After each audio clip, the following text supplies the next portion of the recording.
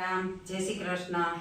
તો આપણે આ મારુતિનગરનો મહાયજ્ઞ હાલે એમાં તમે બધા સહભાગી બનો એવી અમારી આશા છે। અમે આ 3 દીથી આવ્યા અગાધ પ્રયત્ન કરીએ કે કોઈ પણ નો રહી જાય, આ યજ્ઞના ફળ વાંછિત કોઈ ન રહે એ હાટું થઈને 3 દીથી 3-4 દીથી અમે આવા અગાધ પ્રયત્ન કરીએ। તો હવારી છે એ આજી યજ્ઞનું મોટામાં મોટું કાર્ય છે એ પાણી દેવાનું છે। જે આ પિતૃના મોક્ષાર્થે, પિતૃ તો ન કહેવાય કીડા પિતૃ હે કંઈ ખબર નહીં, પણ કોઈ પણ ભટકતી આત્માઓ માટે છે આ યજ્ઞ કે આખા લતાની આણું ફળ મળે એ હાટું થઈને આ યજ્ઞનું આયોજન કર્યું। તો ઘણા ખરાઓની ખબર પડી, ઘણા ખરા આવે ને કહે કે તમારા વિડીયા જોવે ને અમને ખબર પડી તે અમે આવીએ। તો મને એ થાય કે મારા આ કાર્યથી એક વિડીયો ઉતારવાથી 2-5 માણસની પણ ખબર પડીએ અને આ યજ્ઞનો લાભ લઈએ તો એના ઘરમાં સુખ શાંતિ અને સમૃદ્ધિ આવીએ। ખરેખર એક મહાયજ્ઞનું આયોજન છે। ગોર બાપો કહેતા હતા કે આતા કે બાબુભાઈના આયોજન કે કર્યું ન કરી કે આ ટીબા ઉપર મારે ખુદના ખર્ચે કે મારે યજ્ઞનું આયોજન કરવું હતું। તો વિચાર કરો કે ગોર બાપાની એવું બધું કામ આમાં દેખાણું અહીંયા આપણા લતામાં કે એની ખુદની આ મોક્ષાર્થે કોઈ પણ જીવ ભટકતો હોય એના મોક્ષાર્થે એની પોતાની યજ્ઞ કરવો હતો। તો આવો આપણી બધાઈ આ યજ્ઞની દીપાવીએ અને જે એટલા દેવના આપણી સત્સંગ કરતા હોય આ આપણી કલિકાલમાં છે એ ભગવાન સિવાય કોઈ બીજો આરો જ નહીં। આપણે માનીએ ના કે ભગવાન છે એ જ સર્વસ્થ છે, આપણી ઘડવાવાળો છે, એના માટે આપણે 2-5 મિનિટ 2-5 કલાક નો કાઢે શકીએ તો કેણા સારું કાઢે શકીએ। તો કાલે આખું કામ મેલે ને ગોર બાપા કહેતા હતા કે 9 વાગ્યા પહેલા આવજો કે 11 વાગે આવ્યો તો એ કોઈ તમે આવો એનું મહત્વ નહીં રહે। તો તમે વહેલા આવજો અને આ કાર્ય આપણી સફળ બનાવવાનું છે। કે સફળતા જો કે કોઈ એવું નથી કે હાલો 2-5 નહીં હોય તો સફળ નહીં બને, સેજ ત્યાં સફળ બનાવવા વાળા પણ આતા તમારા કલ્યાણ માટે છે કે તમે પણ પરમાર્થમાં 2 ડગલા અમારા હારી ભરો। સીતારામ, જય શ્રી કૃષ્ણ। અને આ આગળનો વિડીયો આજનો છે, આજનો યજ્ઞ જે હતો ને એનો વિડીયો તમે જોજો।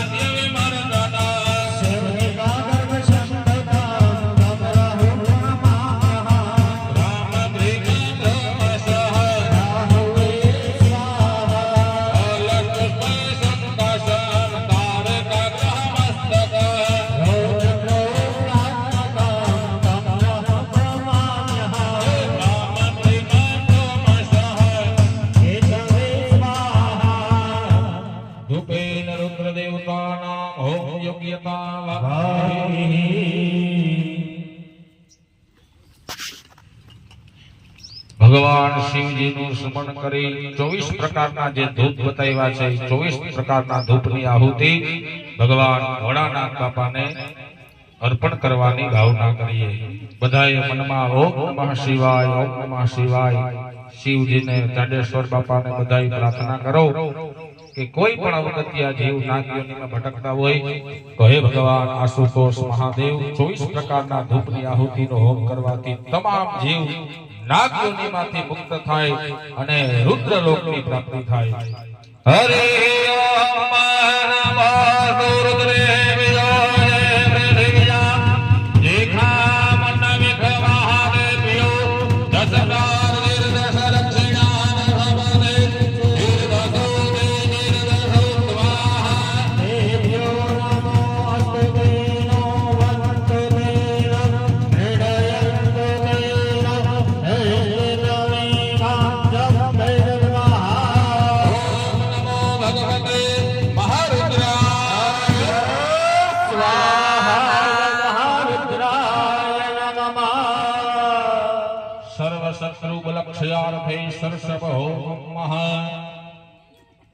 સરસવની આહુતિ માથા ઉપરથી ઉતારી લ્યો। જ્યારે સ્વાહા બોલે હવરા ઉતારી માયા, અભિમાન, આવા શત્રુ એનો નાશ થાય એના માટેની આહુતિ છે. ઇન્દ્રે ભગવાનનું સ્મરણ કરી સ્વાહા બોલીએ ત્યારે આંખ બંધ કરીને હોમવાનું. થોડો ક્રોધ આવી રીતે આહુતિ. દેવતાઓની આહુતિ સીધી રીતે આપણે પ્રેમથી આહુતિ દેવતાઓને જમાઈ દઈએ. થોડો ક્રોધ કરી લેવાનો છે.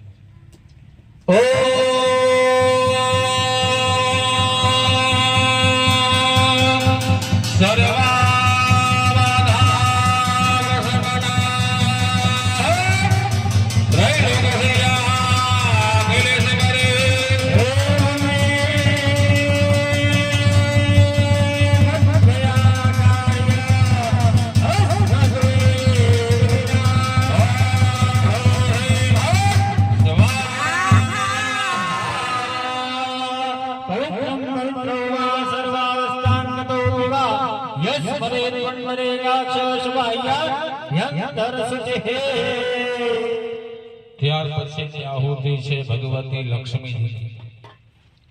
આપણે આપણું ઘર, આપણો આખો પરિવાર, એ બધાયના ઘર, વેપારમાં, ધંધામાં, ઘરની અંદર ઉત્તમ પ્રકારની લક્ષ્મીજી. ઘણા ઘર એવા છે કે લક્ષ્મી આવે છે પણ પાછા વહી જાય. કોઈ ઘર એવું છે કે આવે પણ દવાખાને જાય, કોઈ પશુ પક્ષી બીમાર પડી જાય ત્યાં વયું જાય, આવક દેખાતી નથી. તો આજે નાગબલી શ્રાદ્ધ કર્યું આપણે.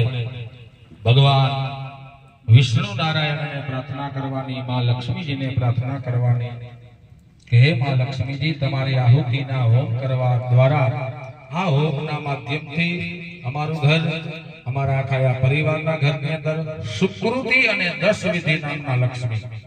લક્ષ્મીના પણ પાછા પ્રકાર છે. સુકૃતિ લક્ષ્મી આવે તો ઘરમાં સ્થિર થઈને રહે. અમુક લક્ષ્મી ગરુડ ઉપર સૈના આવે, રાતો રાત માણસને ધનવાન બનાવે, પાછું 10 દી પછી કઈ ના હોય. ગરુડમાં બેસીને આવેલા લક્ષ્મી. બીજા એક લક્ષ્મી સિંહની ઉપર બેસીને આવે, સિંહ વાહિની.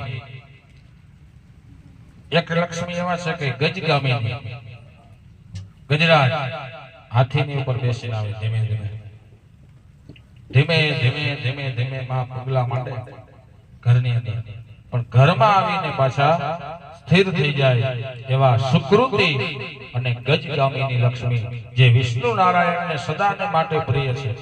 ધર્મ માર્ગે ખર્ચ થાય ને એ લક્ષ્મી નારાયણને પ્રિય છે. નારાયણનું નામ બતાવ્યું વેદની ભાષામાં. નારાયણ એટલે ધર્મ, અને જ્યાં ધર્મ છે ત્યાં લક્ષ્મીજી સુકૃત છે અને સ્થિર છે.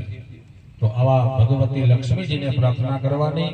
તમામ પરિવારના ઘરની અંદર, વેપાર ક્ષેત્રની અંદર 10 વિધ સુકૃત લક્ષ્મીજી વિરાજમાન થાય એવી પ્રાર્થના. હરે ઓમ હિરણ્ય વર્ણામ હરિણીમ સુવર્ણ રજતસ્રજા ચંદ્રામ હિરણ્યમયીમ લક્ષ્મી જાત વેદો આવહા. ઓમ શ્રીમ હ્રીમ શ્રીમ કમલે કમલા લયે પ્રસિદ્ધ પ્રસિદ્ધ શ્રીમ હ્રીમ શ્રીમ ઓમ મહાલક્ષ્મીએ સ્વાહા. મહાલક્ષ્મીએ નમઃ. કુંડમાં હાથ કપાવો અને પાછળ બેઠા એ બધાય ઊંચા હાથ રાખો. લક્ષ્મીજીની માગણી એક જ જગ્યાએ બતાવી.